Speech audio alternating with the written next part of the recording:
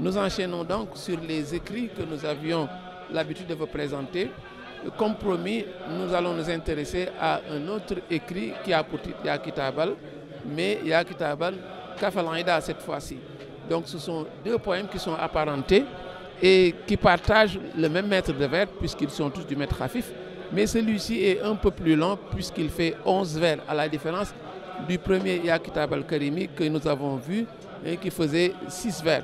Donc la thématique n'a pas changé, c'est la glorification du livre de Dieu.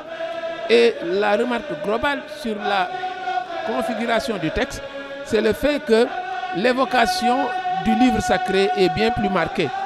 Et c'est une prouesse importante de remarquer parce qu'il arrive que le cheikh écrive un poème et qu'il le réécrive. Il y a plusieurs versions de Mouaïboun, dit-on.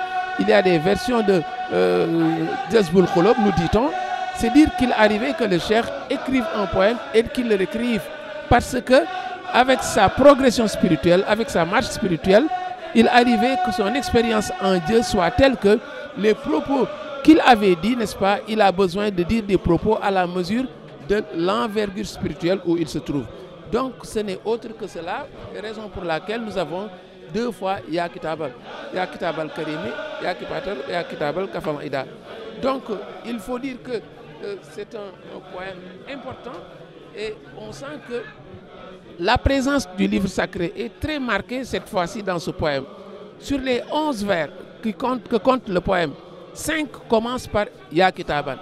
Ça c'est un procédé anaphorique, mais c'est également un rythme qui est là et qui va de pair avec la poésie. Donc la présence du livre est plus marquée. 5 poèmes, 5 vers commencent par Ya Kitaban chaque fois. Ça veut dire donc que déjà sur ce point, c'est un point marquant sur le plan formel. On voit également qu'il y a deux caractéristiques dans les propos qu'il tient. Il y a ce qu'on va appeler le daf et le djalb. Cette capacité de notre Seigneur à attirer les bienfaits, mais également à s'ériger en bouclier. Il est facilitateur, mais également il est bouclier. Et le livre de Dieu hérite un peu de cette caractéristique de notre Seigneur, et on le verra dans tout ce que le cheikh va dire à travers ce livre-là. Et au vers 1, il dit du livre qu'il est Kafal Aïda, il dit qu'il est Khaïdal Lilazi Yuhibbuka Hora.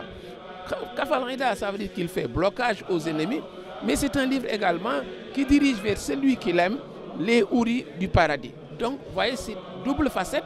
Le livre qui peut être contraignant, qui bloque, mais également qui attire des choses succulentes pour le musulman. Et d'où la puissance donc de ce livre. On le voit donc, c'est un livre qui est d'une puissance telle que, n'est-ce pas, on peut évoquer ces deux aspects-là. Le vers 2 également va dans le même sens. Et c'est un livre qui attire irrésistiblement tout ce qui est appréciable, mais également ce livre qui rejette tout ce qui nuit aux musulmans. C'est pourquoi le cheikh dit dans ce vers, Zadi il al-Jinan, ce livre est, dit-il, mon viatique jusqu'au paradis.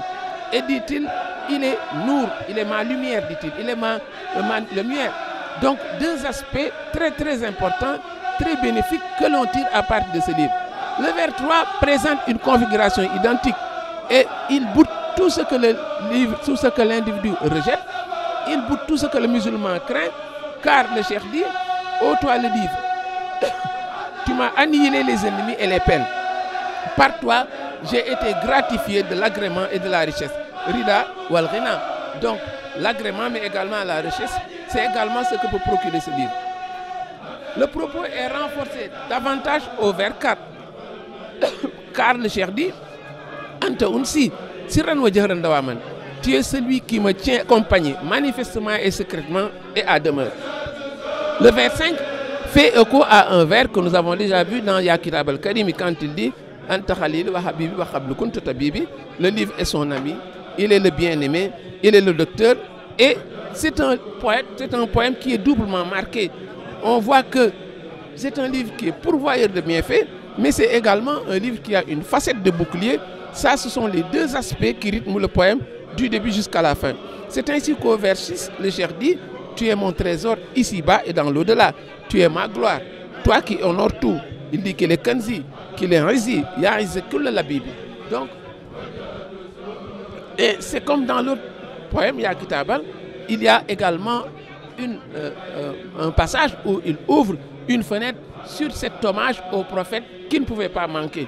C'est pourquoi au verset, il dit « Ô toi le livre, toi par qui j'adresse des sollicitations à celui qui exauce, c'est par ta grâce que le Seigneur m'a attiré, ce qui provoque la béatitude du prophète, paix et salut sur lui. » Donc, évocation du prophète, prière sur le prophète, mais également glorification d'Allah qui ne pouvait pas manquer.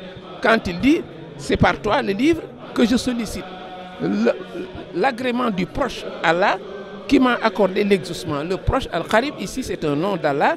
Et cohérence pour cohérence, c'est une chose qui ne pouvait pas manquer. Quand on sait qu'il s'est toujours défini Abdullah wa Khadim Rasoul, il est l'esclave de Dieu, mais également il est serviteur du prophète. C'est pourquoi ces deux facettes sont toujours représentées et de manière très équilibrée, ils sont représentés dans ce poème. Et il faut également dire qu'au plan formel, ce que nous n'avons pas évoqué au début, le livre est fortement marqué, ce poème est fortement marqué par la personnification du livre. Quand il dit Ya Kitabal, avec l'usage de cette mise en apostrophe, on dirait qu'il s'adresse à un être vivant, à un être humain. C'est une personnification qui jalonne tout le texte. Et c'est pourquoi, à l'endroit du livre, il dit qu'il est Mahal Azab al-Hijaba, il efface le préjudice et la peine. Et le vers 10 également le confirme. Il efface Durran wa Su'an, le préjudice et la peine. Et à tout seigneur, tout honneur, le vers 11 est réservé au prophète Mohammed, paix et salut sur lui, quand il dit à celui qui se dirige, il demande de prier pour celui vers qui il se dirige, n'est-ce pas? C'est la preuve donc que ce dernier vers est un hommage au prophète Mohammed, paix et salut sur lui, et c'est une chose qui ne pouvait m'en manquer. Lui qui dit que ce prophète, n'est-ce pas, est son objectif, et c'est celui qui le fait courir.